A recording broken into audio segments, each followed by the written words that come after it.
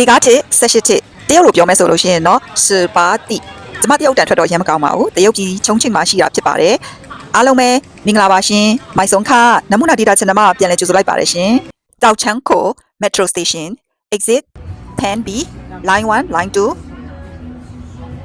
ဒါလေးကတော့ယထာဘူတာကနေထွက်လာပြီးတော့ပေါ့နော်အပေါ်စီကနေမြင်ရတဲ့ရှုခင်းလေးဖြစ်ပါတယ်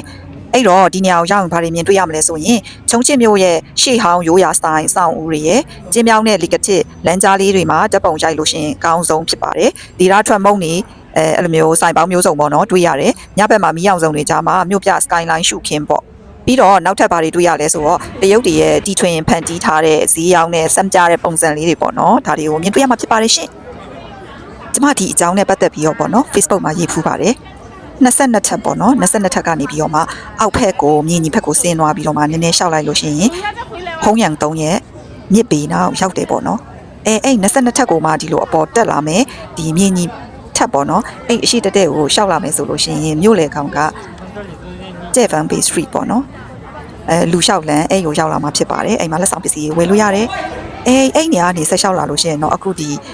18ချစ်ပေါ့နော်ဒီနေရာကိုရောက်လာမှာဖြစ်ပါတယ်အဲ့ဟာနဲ့တည်းမပြီးသေးဘူး reference city ဆိုတဲ့ဒီအရန်လှတဲ့အဆောင်ဦးကလည်းဒီနာဝန်းကျင်မှာပဲပေါ့နော်ပြောမယ်ဆိုဒါတွေအကုန်လုံးကတစ်ဆက်တည်းရှိနေတယ်ပေါ့တို့ပေဒီတရုတ်နိုင်ငံကြီးကအရန်ကြီးပါတယ်တရက်ထဲနဲ့တော့ဒါတွေအကုန်လုံးကိုသွားဖို့ဆိုတာအရန်တော့မလွယ်ကူပါဘူးဟို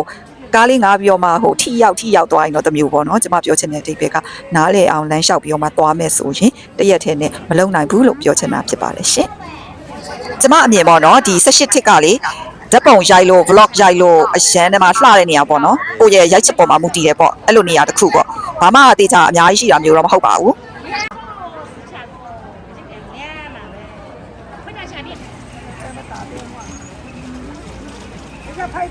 18ထစ်ရဲ့တမိုင်းကလည်းလေနည်းနည်းလေးရှုပ်ထွေးတယ်ပေါ့နော်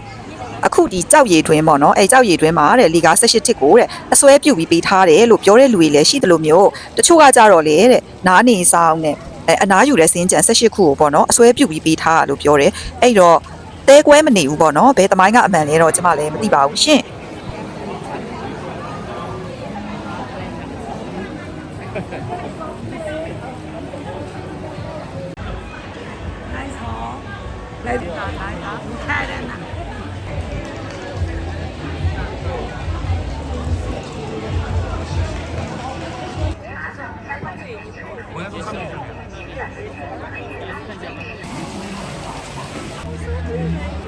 ထုံးစံအတိုင်းပေါ့နော်ကျမရဲ့အသေးကျော်တရုတ်ပြည်ကခွေးလေးနဲ့တွေ့ရကြည့်ပါဦးခွေးရဲ့မျက်နှာလေးကလေတနာစရာချစ်စရာလေးဘယ်လိုပြောရမှန်းတော့မသိပါဘူး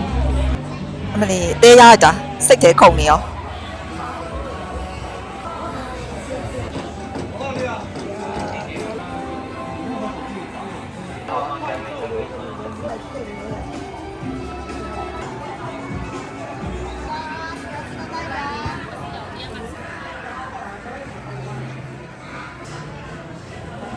So cute.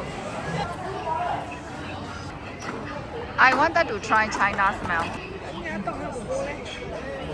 This one is reaching already. GPS again, no? I tell you how we can. ဒါတွေကတော့ဟုံးရံ3ကိုဆက်သွားမယ်ဆိုပြီးတော့မှရှောက်လာတဲ့လမ်းမှာပေါ့နော်လမ်းခုလက်တနေရာမှာတွေ့လို့ရိုက်ခဲ့တာဖြစ်ပါတယ်ဘာလို့တာလဲတော့မသိဘူးပေါ့နော်ရှောင်းဖုံးစူးလား TikTok အတွက်လားကတာလားကြော်ညာလား modern လားတခုခုပေါ့နော်ကျမလည်းမသိပါဘူးဒီလိုမျိုးပဲထူဆန်းလို့ရိုက်ထားတာဖြစ်ပါတယ်ရှင်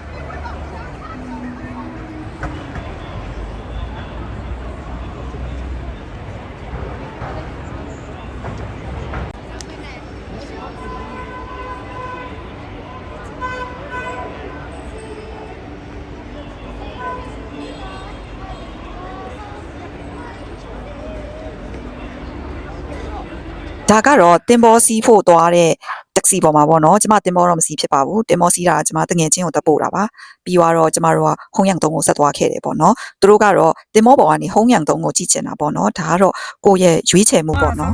အဲ့ဒီအချိန်မှာ sunset ကလေးကိုတွေ့တာအရန်လှတာပါပဲရှင်